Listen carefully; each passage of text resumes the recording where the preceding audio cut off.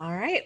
My name is Bridget Richardson. I'm the Assistant Director of Ecumenical and Pastoral Initiatives at the Nesti Center for Faith and Culture at University of St. Thomas. And I'm here with Father Binh, our director. He's closing the window right now just to make sure the lighting is good for him. Can you see it better now? Yeah, it looks good. It looks really good.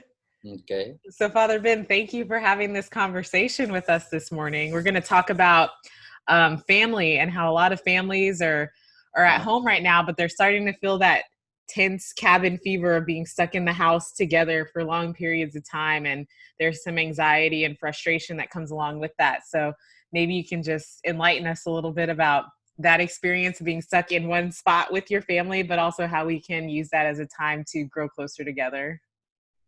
I think this is a common experience for all of us. We have such a free space. We can go any place we want to go to, and sometimes it's good for our life to be spacious. But sometimes I think it's good for us to recognize that we have to be creative in using our own space, especially right now.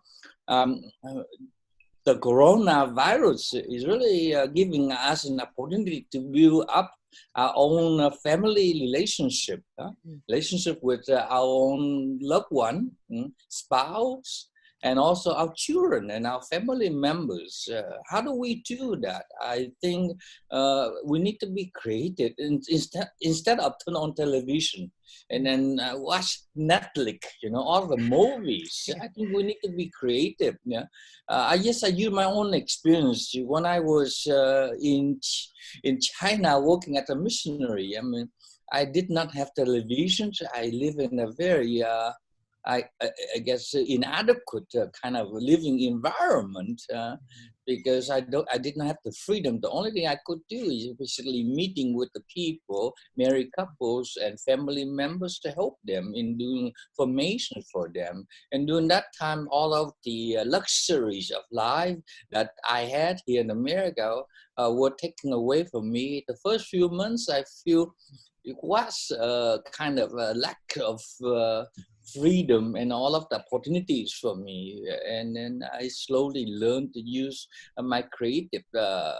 kind of gifts to do something with my life. I think this is a time for us to stop and go deep into ourselves and to be able to get to know ourselves. I use marriage encounter as a method of getting to know ourselves and have a deeper relationship with ourselves and with others.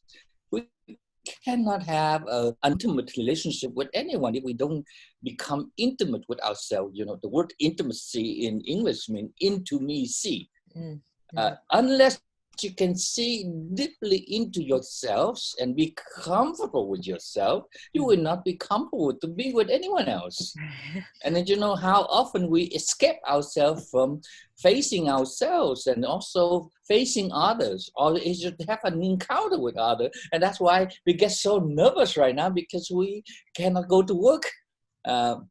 We cannot meet our friends. We cannot go shopping except for the food.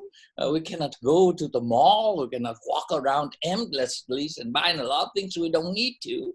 I think in a way we save some money. But yes, I think so we need to use it much more constructively.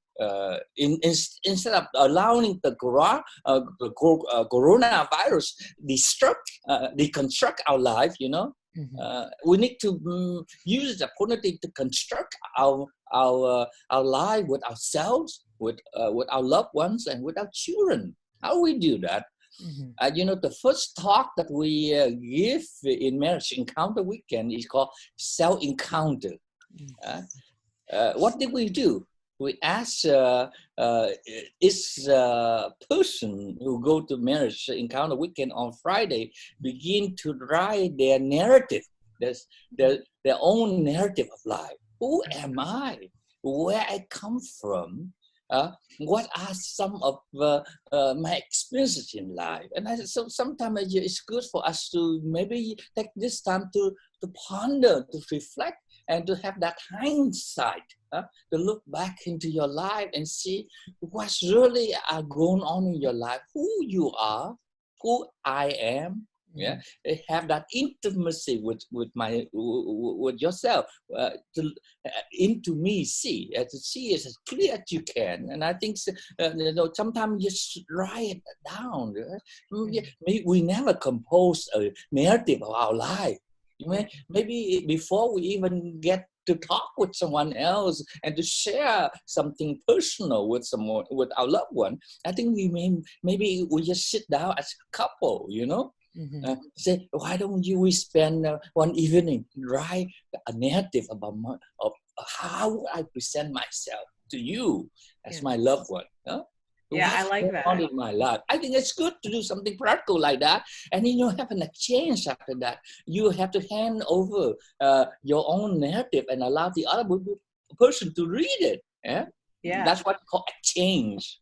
And exchange, and then the person who reading not only read it once, read it twice, and maybe the third time. And after the third time, then you ask for question clarification. Can you tell me more about this? I'm not clear. What was going on? What was your feeling? Why did this happen? I think we need to be able to write a narrative which we will not leave any stone unturned. We have to turn over everything. What make us cry? What make us happy? What's those significant people who have changed our lives, and also those who have brought a lot of sufferings in our life. All of the hurts, the pains, the abuses that we experience emotionally or verbally or whatever, we need to begin to write them down and have that kind of self-encounter, I think in our society, we talk a lot about encountering with others people. I believe that we cannot encounter anyone unless we encounter ourselves. Right. And have that self-appropriation, self-integration, and self-acceptance, and self-recognition, all of these and sometimes we talk about being selfless, being able to other-centered, but I think sometimes we are not centered in ourselves enough. That's why we cannot be other-centered, because we tend to become a person who's trying to gain people acceptance to the point of abandoning our own values, our own basic dignity, Right. So I think it's good for us. Maybe that's what I'm suggesting. The first thing to write a net. I think it's good to write. Maybe spend one evening, and then from that narrative that you wrote over one night or maybe one day, you can have a lot of materials there to share one another when you take a walk together. I think I was. That we should not turn on the television often, because I see a lot of people right now just love to go Netflix is so easy, or any kind of movie channel you turn on and watch all of the series. It's just endless. It's just fighting one another. It is the same stories repackaged in different way. And why don't we just do something creative with our life and then just let ourselves be known by someone? You cannot give away what you do not know. So the more you know about yourself, the more you can share with your loved ones. I think it's important. That's the first thing I'm suggesting to do. And after that, you do the exchange and read over the narrative of the other person for at least once or twice or three times. And then after that, you ask questions for clarification. And then you need to be able to be open to give feedbacks and responses and clarifications. It should be how liberating, how energized you become when you know that the other person loved you more because they knows you a lot more now, and you have been holding so many secrets, and these secrets sometimes bothering you and haunting you all the time. Now you put it out there. And you trust enough to be vulnerable. And the more we become vulnerable, the more mature we become, because the more integrated we are. And Father Binh, after that, the first part, the vulnerability that you're talking about, that's scary though, right? To be almost vulnerable with yourself, to unpack all of that stuff.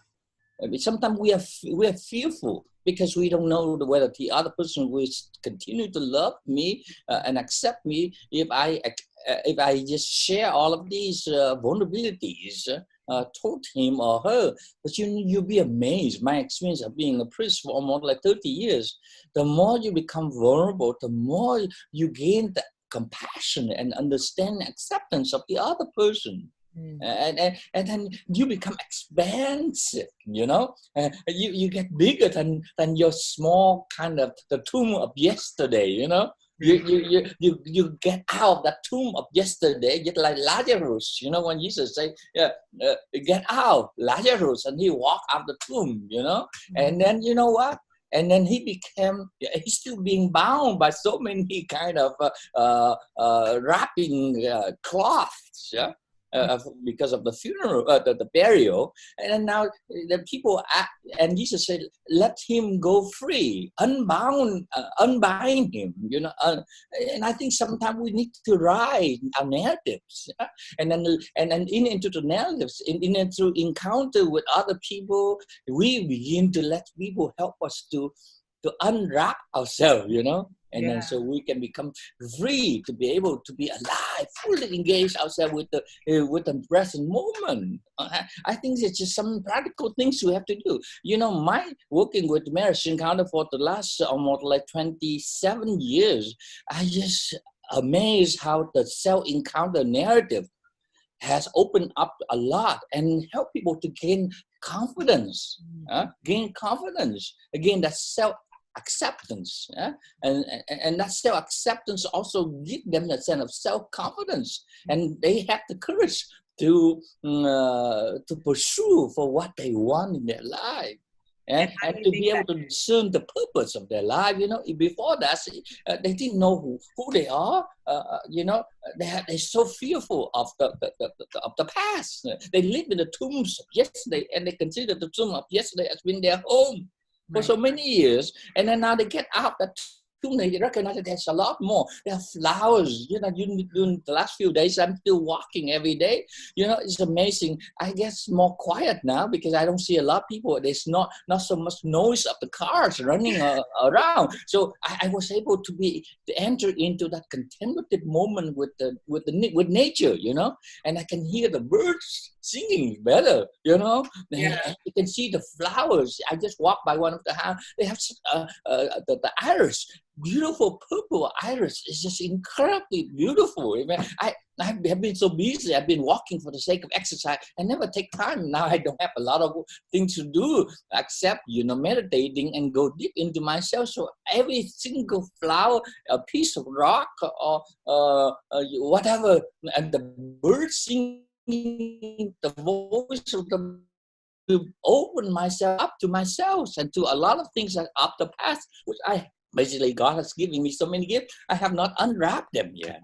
Okay, so I think I would suggest that we write that self narrative, and then share, and then using that, I think that's have enough materials for you to share for at least a few weeks.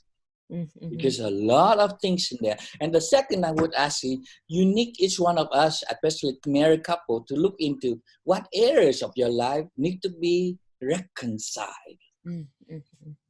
What areas of your life need to be reconciled? What have brought you, what caused you hurt and uneasy feelings, discomfort? But before you deal with that, you need to focus what areas of your life you need to give thanks to. First, do that first. Okay. I think sometimes I think there's a difference between thanksgiving and praising. Thanksgiving is you thank the other person for the specific acts that he or she has done in your life. So you're thanking for all of the behaviors, all of the actions that has make your life become meaningful. But praising is what you praise the person for the quality of his life. What are his character? What are his virtues? The character is what the total of all of the action that he had been doing that make him the way he is. He's an honest person, okay? that's the character. It's an upright person. But the virtues that, he willing to sacrifice himself.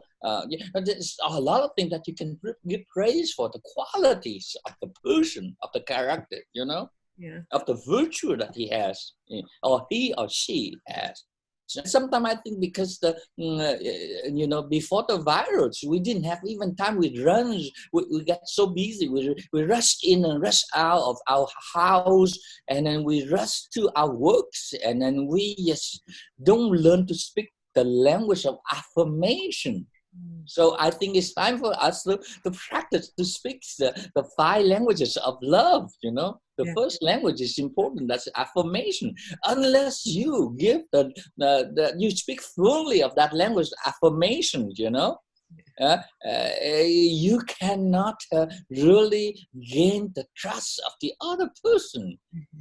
You speak that language well. That's why psychologists say you have to deposits in the bank account of the other person of at least 10 affirmative kind of statements before you give a critical kind of statement. And most of the time we spend we give 10 critical kind of statements before even, and sometimes we don't just say one affirmative statement. So this is a time for us to give our thanks for all the sacrifice, the sacrifices and the services and the things that the other person have done for us, for the family, for the children. Okay, after you do that, you talk about the areas of thanksgiving, the areas of giving praise to the spouse, and then you move to the next area, the areas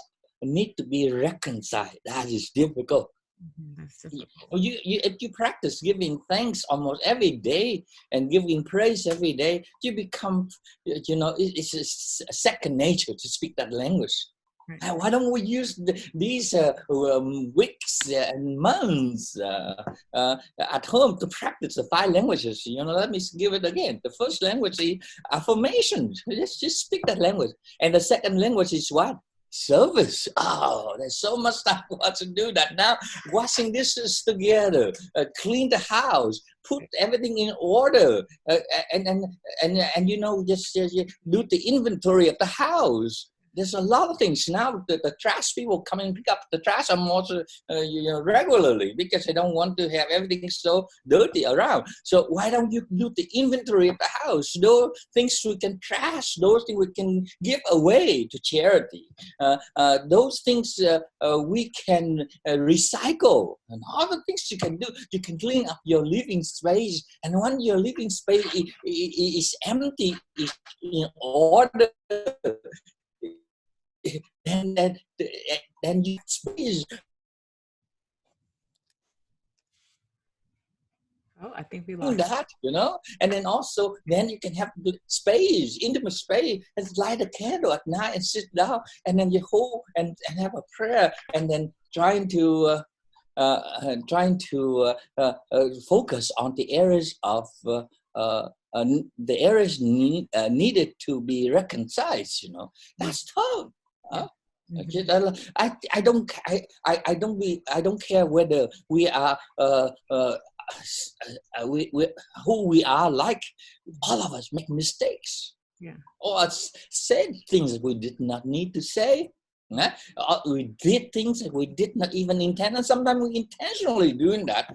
And why don't we take time to name all of these things and to claim them? And if you don't name them and you don't claim the responsibility for them, then you continue blaming other people for something that they did not do. So changing blaming into aiming at for mutuality, aiming at the mutuality in understanding and in forgiveness, in love, in sacrifices. The second language is really good, service. Yeah, and we practice that. I mean, husband, that watch television, football, or whatever, or instead of watching movies and keep eating. I think there's a tendency that, myself, when I'm watching a movie, I keep eating. I don't know when to say no. Yeah. I went beyond my limit.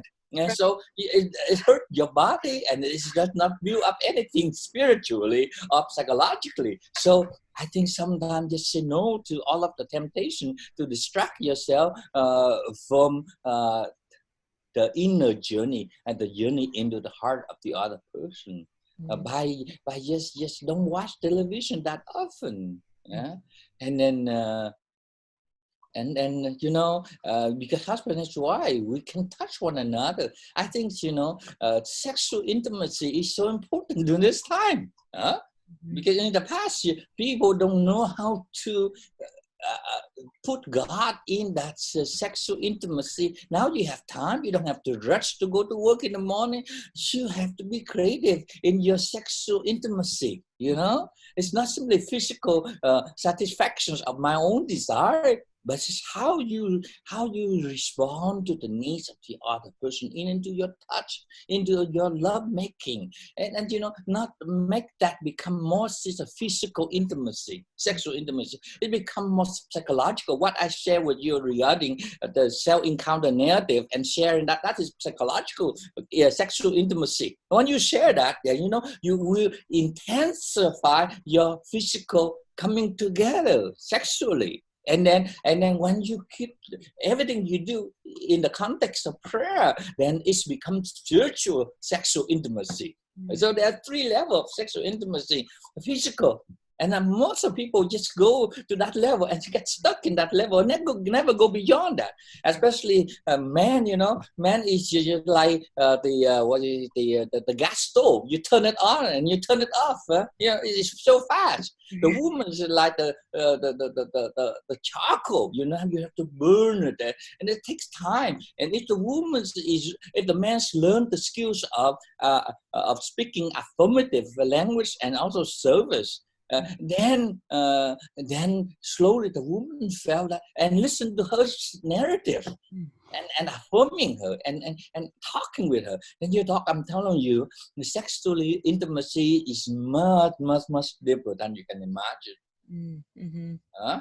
But you have to do the hard work first. Because you have been through together, you understand one another psychologically, and you also in and through your prayer, your journey with the other person. So the physical intimacy has been expanded to include God, include the other person in, and then you know how to be creative in caring for the other person physically. Instead of you focus on your own self-indulgent kind of satisfaction, it's become a kind of self-giving. So you see how much we can do. I think, I was walking, I see a lot of couples now. I mean, since the virus, they tend to be much closer to one another when they're walking. Even though they stay away from me, but they stay close to one another. I think that is just the beauty of it. Right? You're not being distracted by the third party. Well, third party is another person, or whether it's your work, or whether your sport, or your hobbies, and you only have the other person. So how do you make the other person become your priority? That is really something. So I think this is the time for us to focus on priorities. What is the priority of your family lives now? And children, let's talk about children now. I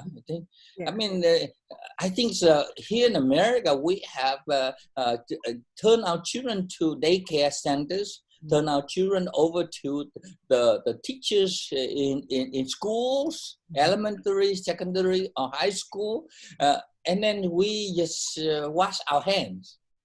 We say that it's not my responsibility. I pay a lot of money already. You let them taking care of that. And whatever wrong with the kids is their problem, But I think we need to recognize that the best teachers still are parents. How do you live your life? How do you model your mutuality, the mutual love, mutual care? How you model that examples of love, of affirmations of service to one another? They will learn from you. And this is a time when you really have to be very conscious of the fact that the children are living with you now, day in and day out, almost like 24 hours a day, except when they're sleeping. So Right. you need to see how you care for your spouse, not simply unconsciously. You have to really model that true love, that self-emptying, self-giving, love. And then when they see that, then you know what, they gain the trust of their father, of their mother, and pay attention to them. And maybe it is time for you ask them too. Can you write something about yourselves? Oh, that's wonderful.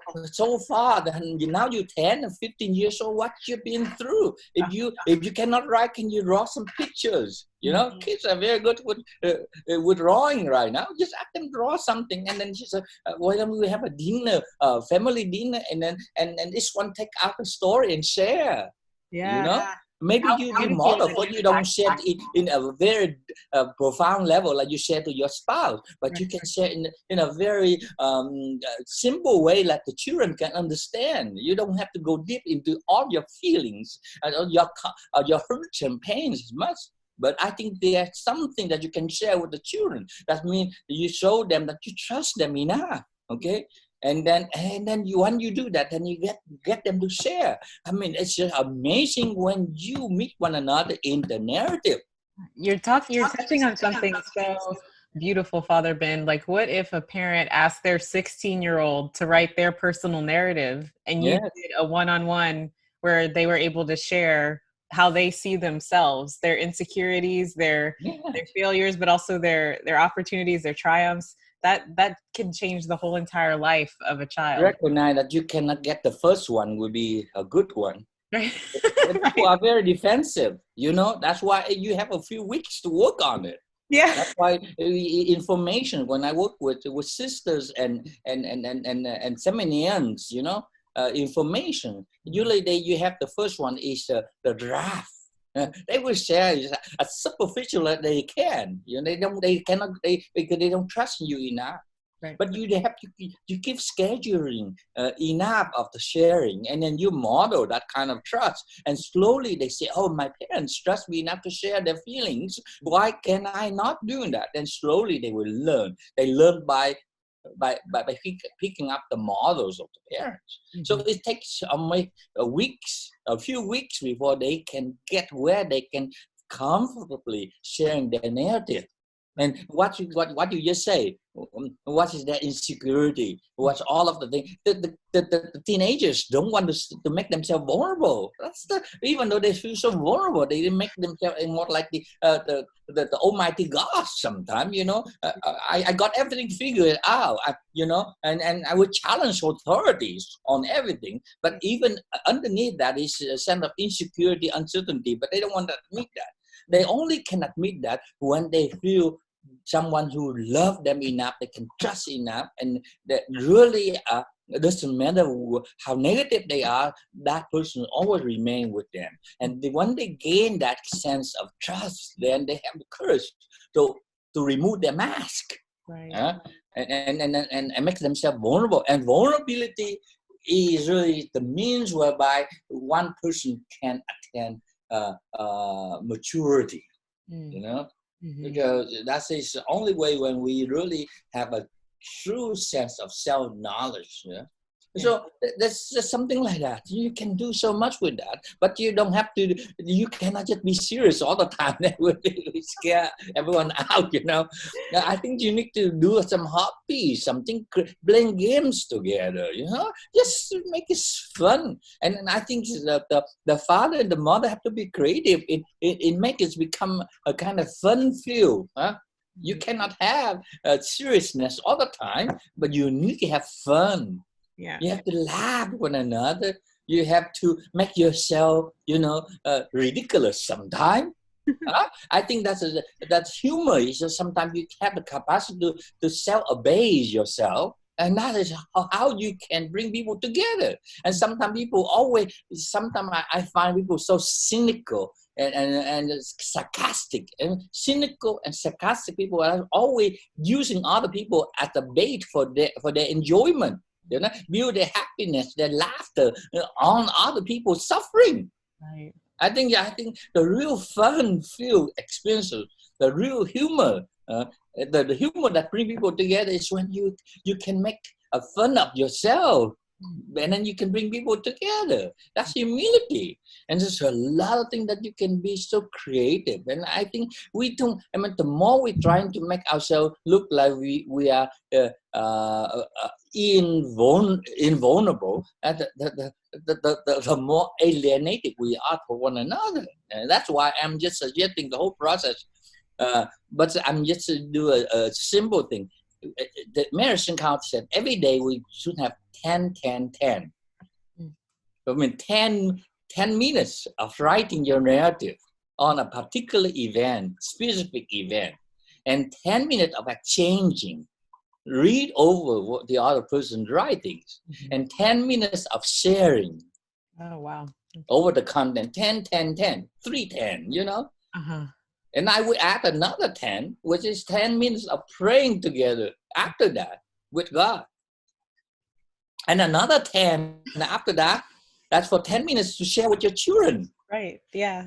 So you have 5 10s. So we okay. Every day you do that. And besides that, you know, only 50 minutes. And after that, you can use all of the other time creatively for enjoy the meal together, cook good food. You know, now is the best time ever. All the restaurant closed down. You know, and you can cook the food with love, and they call soul food. You know, it don't have to be so fancy. Don't have to look all of the recipe for it. You know, I think we need to be creative. The mother and the father may take turn to cook.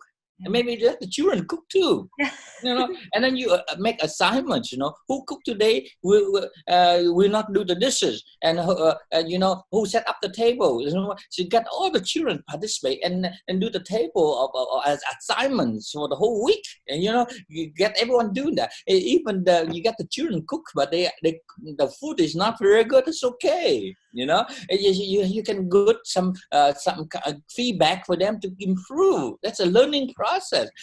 I think there's so much thing to do right now. God give us so much opportunity. Why don't we use it? I think we just, you know what? We keep looking at the half empty cup and say, God, it's terrible because half empty. Why don't we see that's half full? What do we have? And then see what else we can do to fill the other half. Yeah.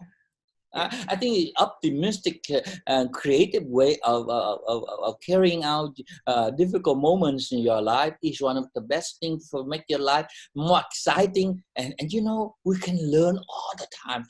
You know, doesn't matter what kind of environments we found ourselves in. All environments, it can be moments of blessings, you know, places of blessings. And God, we feel also so many blessings. And let's just not attack one another. We are not Almighty God.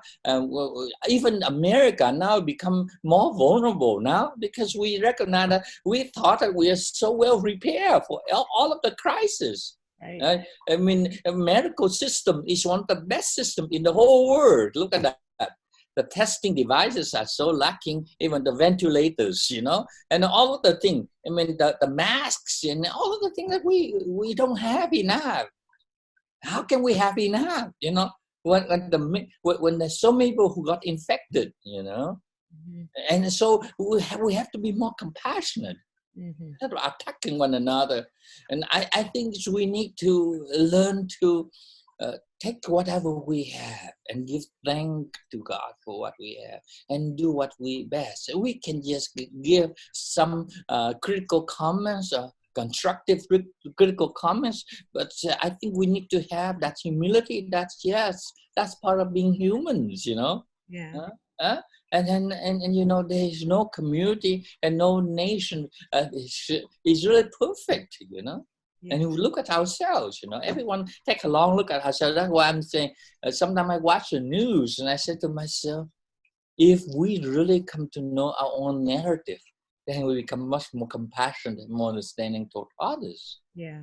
And then we can join together as a community who are struggling together to find meaning and purpose, even amidst of all the confusion, uncertainty, and darkness. Yeah. Any other questions?